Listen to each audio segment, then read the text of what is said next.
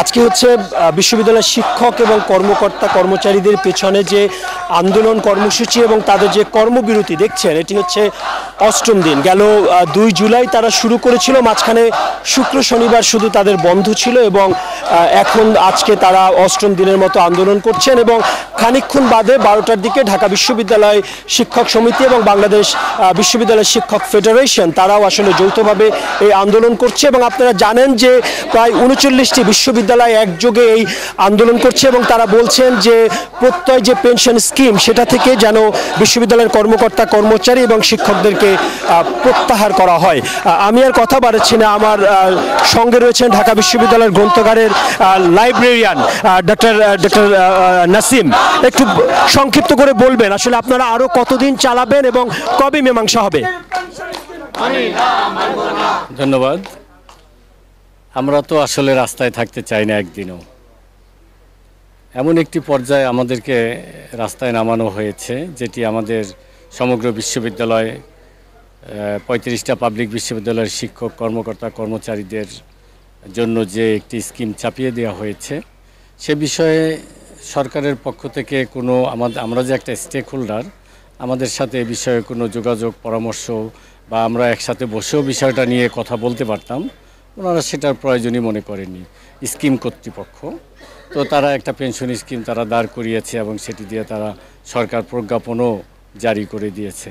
তো যে বিষয়টার মধ্যে আমরা দেখছি যে আমাদের যে বিদ্যমান যে পেনশন স্কিমটা আছে, আমরা সরকারি যে স্কিম পেনশনের আওতায় আছি, সেখান থেকে অনেকগুলো বিষয় এই প্রত্যয় স্কিমে নেই। এছাড়াও গভর্নমেন্ট যে কাজটি করেছে যে একজন কর্মচারীর জন্য সর্বোচ্চ 5,000 টাকা এবং তার বেসিক অনুযায়ী যেটা আসে সেটা সর্বনিম্ন সেটাই কাটবে, প্লাস ওই পরিমাণ অর্থ সরকারি ফান্ড থেকে জমা দিয়ে আমাদের জন্য একটা স্কিমের আওতায় এটি আসবে। এবং পরিশেষে দেখা যাবে যে একটা লোক 38 বছর 40 বছর চাকরি করে যাওয়ার পরে সে নাকি 1,24,000 টাকা পাবে।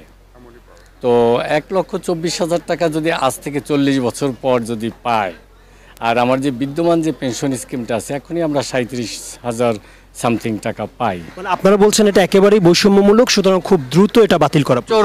চরমভাবে বৈষম্যমূলক।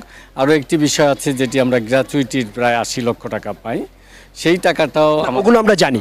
তার মানে হচ্ছে যেটা খুব দ্রুত বাস্তবায়ন না করলে আন্দোলনটা আরো বড় হতে পারে। তাই চলবে, এটা চলতেই থাকবে। এটা কতদিন চলবে আমরা জানি না। সরকারের পক্ষ থেকে এ ব্যাপারে প্রয়োজনীয় উদ্যোগ এবং সিদ্ধান্ত নিতে হবে।